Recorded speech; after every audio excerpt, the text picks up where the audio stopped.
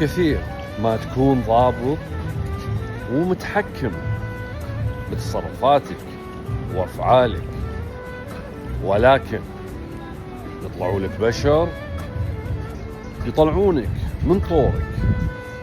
حاول قدر المستطاع تسيطر على غضبك وأعصابك.